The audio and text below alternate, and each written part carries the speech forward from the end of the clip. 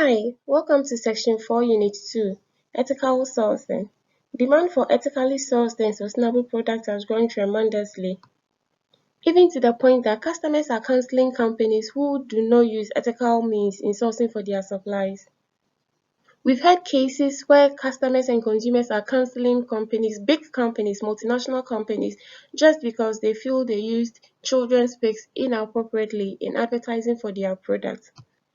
Thanks to globalization, right now, customers are aware of certain impacts and unethical sourcing have on their products they consume, and hence are very careful with what they consume or what they take in.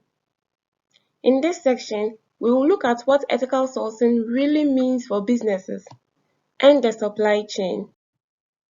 At the end of this section, we should be able to define ethical sourcing, identify some ethical sourcing policies, explain ethical trading initiatives, explain fair trade movement, and identify the ways of conducting the ethical sourcing process. Definition of ethical sourcing. Ethics simply refers to a set of moral principles or values about what constitutes right and wrong. Growing up, we realize that the communities we find ourselves in, the families we are from, our religious backgrounds, culture, and even our educational background define what ethics means for us as individuals. So what my family thinks is wrong, I also think it's wrong. Ethics are also shaped more deliberately by public and professional bodies in the form of agreed principles and guidelines, which are designed to protect society's best interests. So at this point, you know what ethics is. When we say ethics, what we mean by the word or the term ethics. We also know what sourcing is. So now ethical sourcing is the process of ensuring that the products made are obtained through responsible and sustainable methods.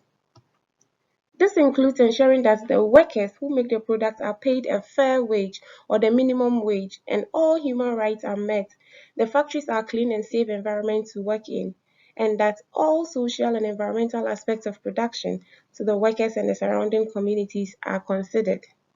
We have to make sure that the companies producing our products are not only thinking about making profit, they're also thinking about the social and the environmental aspects of sustainability, right? That is what ethical sourcing is. Ethical trading initiatives. The Ethical Trading Initiative is an alliance of companies, NGOs, and trade union organizations who are committed to working together to identify and promote internationally agreed principles of ethical trade and employment, and to monitor and independently verify the observance of ethics code provisions as standards for ethical sourcing. Simply put, the Ethical Trading Initiative is an alliance of companies, NGOs, and trade unions who are there to ensure compliance with international labor standards in the global supply chains of member companies. So this ethical trading initiative publishes a code of labor practices, giving guidance on fundamental principles of ethical labor practices based on international standards. There are a total of 9 codes published with the ethical trading initiatives, and they are: employment is freely chosen. That is making sure we don't force anyone to work why they don't want to, indirectly slavery, right? The second code is the freedom of association and the right to collective bargaining are respected. Working conditions are safe and hygienic. Child labor shall not be used. Living wages are paid. Working hours are not excessive. No discrimination is practiced. Regular employment is provided. And finally, no harsh or inhuman treatment is allowed. These are the 9 codes published by the Ethical Trading Initiatives to ensure that global supply chains comply with internationally agreed standards, ensuring ethics in their supply chains. Fair trade movement. This is a code for companies to use their power well or their power fairly. Unfair trading arises when large buyers exert their bargaining power to force down the prices of small suppliers to levels that bring economic hardship to producers, escalating poor wages and working conditions for their workers and bringing no economic benefit to their communities. This fair trade is a movement that is seeking to ensure that decent living and working conditions for small-scale and economically disadvantaged producers and workers in developing countries are respected and provided. So if you're a large company or a company with high bargaining power, negotiating with another company with very low bargaining power, we expect you to be ethical in your dealing. You don't force the negotiation down to your favor to the point that the small scale or the SME is running losses. You have to consider the fact that they need to make profits to pay their workers to continue production in order to even stay in business.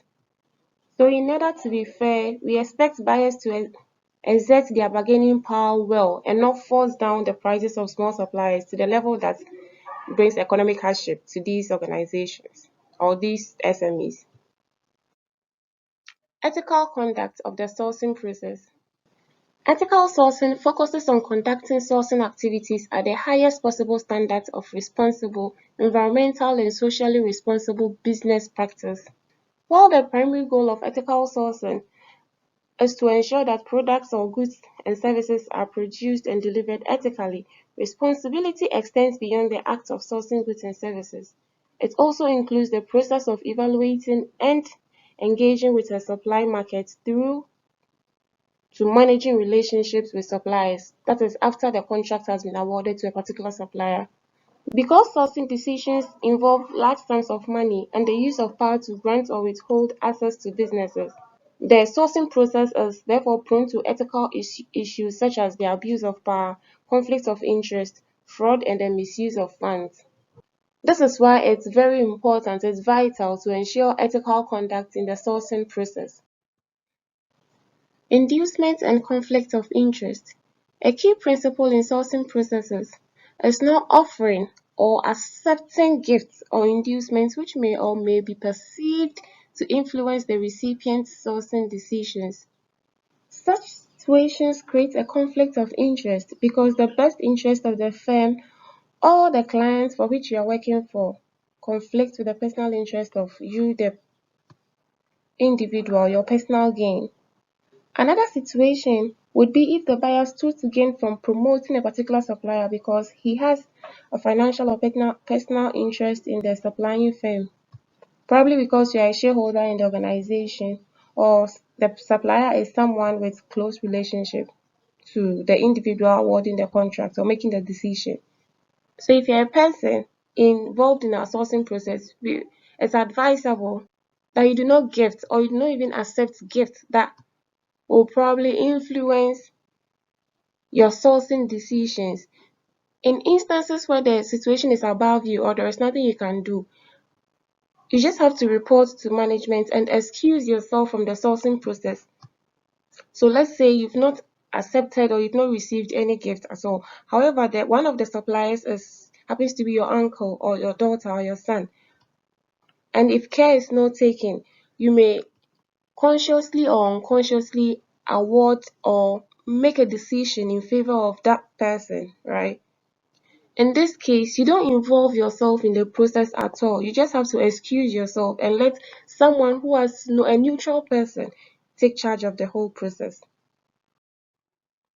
In summary, we have explained the concept of ethical sourcing.